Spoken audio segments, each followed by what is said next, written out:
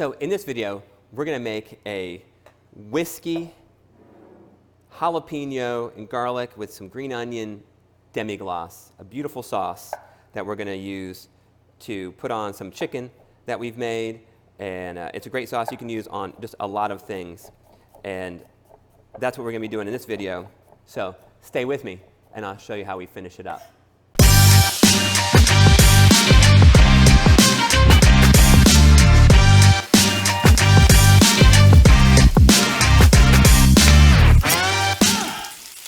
So this video is about finishing off a meal we've been working on most of the day, and we've broken up some of the videos into other pieces, like how to break down a whole chicken, that's a video, or how I make my favorite salt roasted chicken, which you're going to see right here.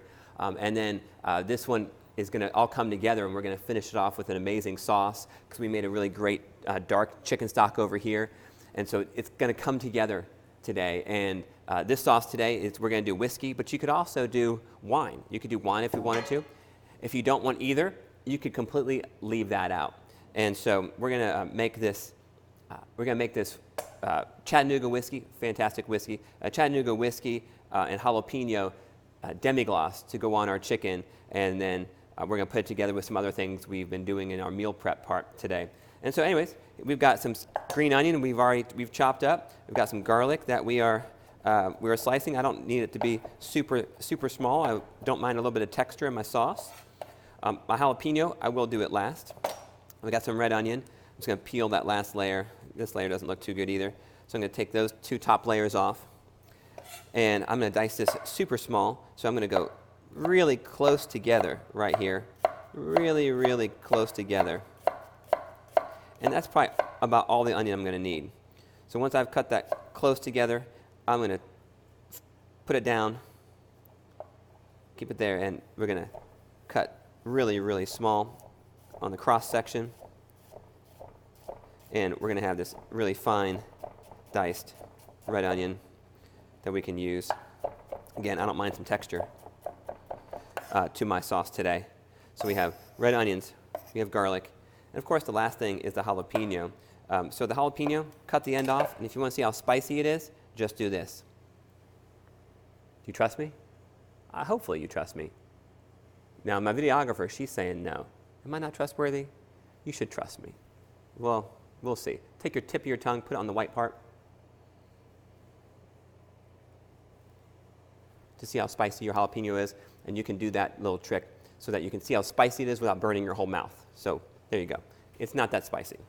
So I'm going to cut this one in half, and we will scoop out the seeds. If you want to use a glove, you'd be welcome to do so. Or just make sure to wash your hands when you're done with this, which I'm going to do, because I really don't want the seeds in it.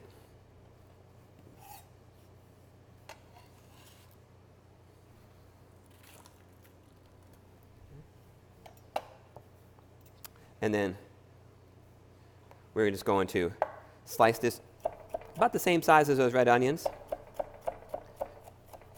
cutting them in thin strips first.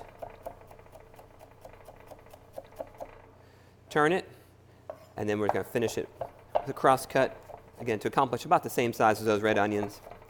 And we've got some jalapeno ready to go. I'll push it to the side, and we're going to start cooking. We got some chat whiskey, is what we're going to use for this sauce. I've got my veggies already cut. Then we have got this is the juice that came from the chicken, but while the chicken's been sitting here cooling, we got a lot more juice. So I'm going to go ahead and use all that. That's good flavor, but I do want to strain it to get anything out that we don't want. And then I'm going to add some of this dark stock we've been making. It's been cooking for a couple of hours. This is a dark chicken stock. And that's probably plenty for the sauce we're making today. About right there. All right, so we can come back to that at a later time. We'll be using all that stock. So here we go. We're going to fire up. This is the same pan we used to cook the chicken in. So I took the chicken out, and we saved all the juices, and we're just going to fire this pan up. Start to get it hot. So a couple of tips for you, especially if you're cooking with alcohol. I mean, if you've been doing it a lot, you can just use the bottle, but be careful. The whole thing can ignite if you're not safe. So I like to pour my alcohol into a separate cup so I have a little bit of control. And so we're going to get this pan hot. Now, if you've not been with me before, when we saute, we always saute in 3 steps. We first heat the pan, then we heat the fat, then we heat the food. Sometimes we dance, but today we're just going to get this Lodge pan hot and get ready to cook. So my pan is getting hot. You can hear a little sizzle from the leftover pieces of chicken that are still in here, which is great flavor. So I'm going to heat the pan, then I'm going to heat the fat, put a little fat in there, and then we're going to start putting some of the food in there. So we're going to start off with my red onions and my jalapenos. Those are going in. We're going to start with those.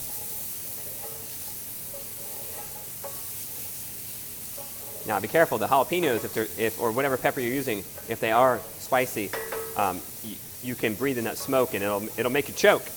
So you just want to keep them moving for this purpose that we're doing today. I'm going to put some of my green onions in. I'm going to leave some for garnish. And I'll put all my garlic in about now. So I usually don't start with my garlic because garlic burns so easy. So I kind of let some of the moisture come off of the vegetables, and that will actually help protect your garlic. Whew, here's a cough for you from the jalapenos. I might add just a touch more fat in there. It's a big pan. Now I chose this pan one so I don't have to wash it because I used it from the chicken. It'll also have flavor from the chicken, but the surface area of the pan will actually help me in getting my demi-glace to get cooked fast, because more surface area means a higher rate of reduction of moisture. So that's going for me. Now, I'm not looking to completely soften my vegetables. I like a little bit of crispiness. They're going to cook a little bit more in the demi. And so here's where we go with some alcohol. So my pan is hot, but again, if you're not doing alcohol, that's fine. You can just skip it. And just to know, you're going to burn off all the alcohol anyways, so if you're worried about that part, you can get rid of the alcohol and it'll be safe for whoever is eating it. So I do have my flame on. So when you're flambeing, a couple things you want to know. First, you want to lean back. You want to kind of get out of the way of the potential flame that's coming your way. And then when you do your alcohol, you want to kind of pour it in, use it all or get the rest out of the way so it doesn't make a chain reaction of fire back to the source, which it can do. And then the third is you're going to tilt your pan into the flame right there. So that's kind of where we're at. Let me give this a stir. Are you ready? I'm ready. So I'm going to pour some alcohol in the middle, lean back, and flambe that. I left some more whiskey in here so I could show you a couple times, right? So I'm going to pour it in, lean back. Once the alcohol is gone, you don't want to lose what's left because that's the gold. That's what you want. So we're going to put in our stock now, and we're going to let that cook for a couple of minutes. So now I'm just going to boil my sauce, basically my stock, away until it starts to reduce and get a little bit thicker. So down in here, what you're looking for on your sauce, you want to reduce it, basically evaporate moisture until it nappes, until it coats the back of a spoon. See how it sticks on the back? It looks really nice. Also, see here when you strike it and it doesn't close the gap. I like it to part the Red Sea.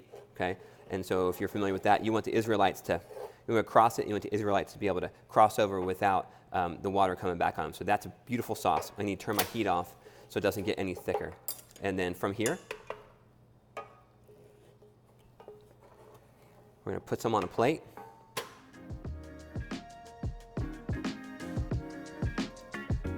We're going to add some of our hash. And then we are going to take some of our beautiful salt roasted chicken over the top. We have a great meal. It's actually very healthy for you. Especially if you took the skin off the chicken. Everything else is pretty healthy for you, and will have a lot of packed flavor with not a ton of extra fat and things that'll make it unhealthy. But anyways, it's a great meal. It's one of my go-tos, and so thanks for cooking, and let's do this again soon.